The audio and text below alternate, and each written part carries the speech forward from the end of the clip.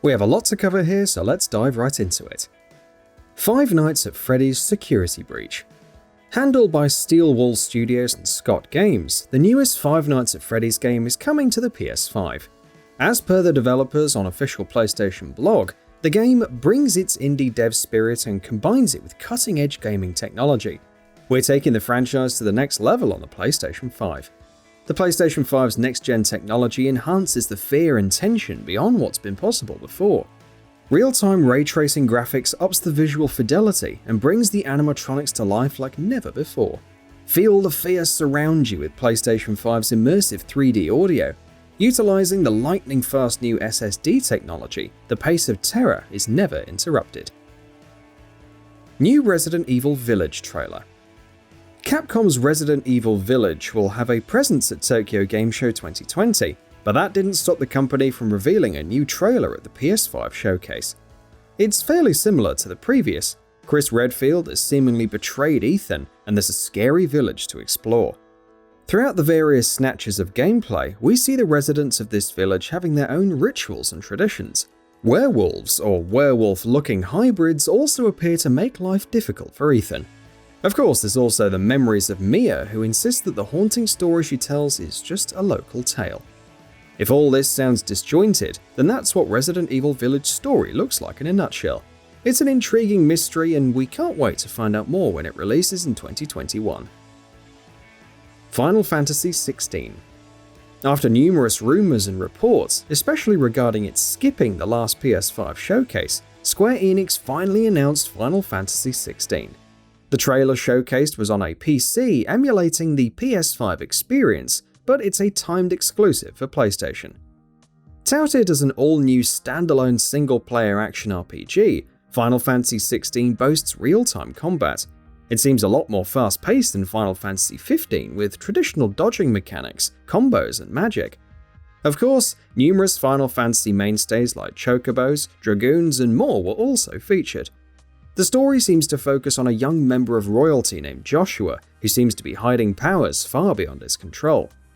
Overall, the visual fidelity looks very good, with Square Enix choosing a fantasy medieval setting this time around. Final Fantasy XVI doesn't have a release date yet. Hogwarts Legacy. Of all the games to appear during Sony's PS5 showcase, no one expected Avalanche's Harry Potter RPG, titled Hogwarts Legacy, to appear. Nevertheless, it received its first trailer, showcasing the journey to Hogwarts in the 1800s and the many dangers that new wizards will experience. Every little detail of the experience has been captured, from the sorting hats to attending classes and learning to cast spells. It's not long before the player is embroiled in combat, and there are numerous terrible creatures, including dragons, to battle. A hefty bit of puzzle solving and exploration also seems to be in store. Hogwarts Legacy is currently slated to release in 2021. The next God of War. Sony had a fairly strong showcase for the PlayStation 5, but just when it seemed to end the show with the price and the release date, it had one last thing. It was the announcement of the next God of War, releasing in 2021. Not much was revealed, save for the words "Ragnarok is coming" and Kratos warning players to prepare themselves. There's not much more to go off, unfortunately. However, for those who played God of War on PS4, the coming of Ragnarok makes sense. Thanks to Kratos' actions in the previous game, the event is actually slated to happen earlier. Demon's Souls new gameplay footage. Sony showed off another new trailer for the upcoming Demon's Souls at their PS5 showcase. A remake of From Software's excellent 2009 action RPG, the Bluepoint Games and SIE Japan studio developed PS5 title has been highly anticipated since even before it was officially unveiled, and the new trailer will only serve to drive up that anticipation further. The trailer shows the player moving through plenty of environments, taking out plenty of foes with combat that's looking as weighty as you'd want, culminating in a boss fight that ends quickly, exactly as you'd expect, with an all too familiar "you died" screen. That is followed by a montage of gameplay and cutscenes from across the game. Visually, the remake is looking excellent. Marvel's Spider-Man Miles Morales is also coming to PS4. Via an article published on the PlayStation blog, Sony have confirmed that it will be a cross-gen title and will also be coming to PS4. We know that some of you may transition to PS5 at different times, which is why it was important to release the latest title in the Marvel Spider-Man universe on both consoles, wrote James Stevenson, community director at Insomniac Games. While it doesn't have the enhancements made possible by the console in the PS5 version, the game still looks beautiful on PS4 and PS4 Pro, and you can rest easy that when you do make the jump to PS5, the game comes with you, he adds. Meanwhile, an Ultimate Edition of the game has also been announced exclusively for the PS5. In addition to the game itself, the Ultimate Edition will also include a download code for Marvel's Spider-Man Remastered, which will come with its The City That Never Sleeps expansions. The remaster will feature improved visuals, 60 FPS gameplay, ray tracing, improved load times, 3 new Spider-Man suits, support for 3D audio and haptic feedback, the new photo mode features, and even some new trophies. The remaster for the PS5 is no simple up-res, as many of the game's art assets have been completely updated to take advantage of the PS5 console's horsepower, Stevenson writes.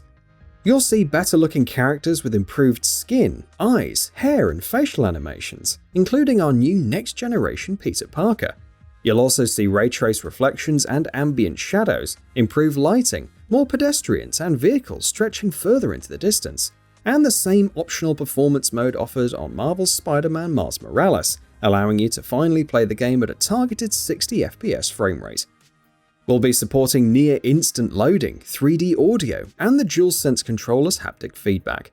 Lastly, we're adding 3 amazing new Spider-Man suits, new photo mode features, and even new trophies for those of you looking to platinum the game all over again.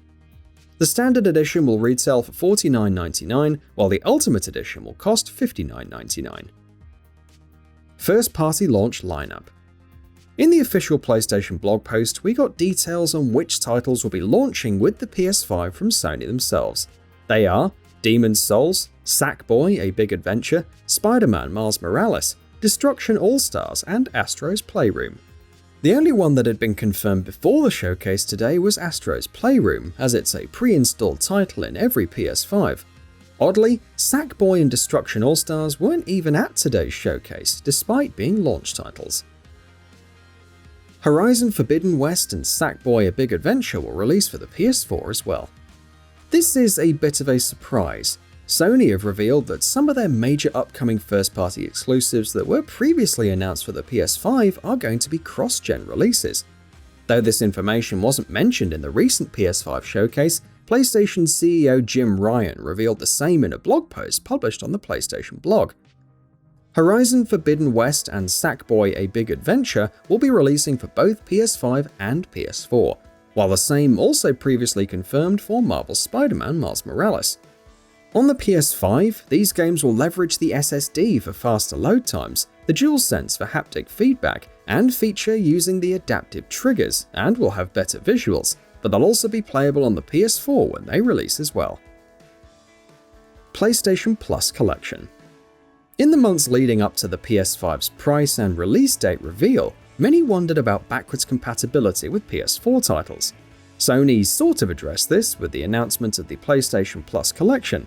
Essentially, if you own PlayStation Plus on the PS5, you'll have access to a curated library of PS4 titles for the console.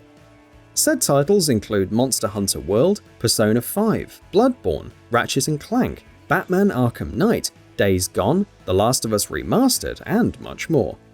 This is noted as being an added benefit in addition to other PlayStation Plus perks and won't cost any extra. Of course, this approach raises a lot of other questions. What about other PS4 titles like The Last of Us Part 2 or Ghosts of Tsushima? Will there be more games added to the PlayStation Plus collection? And if so, how long will they take? Can we expect kinds of backwards compatibility? There are more questions than answers, for sure. And that wraps it up. If you like what we're doing, please consider subscribing to our channel. We upload new videos daily, so make sure you don't miss them by subscribing. We appreciate your support, and we thank you for checking us out.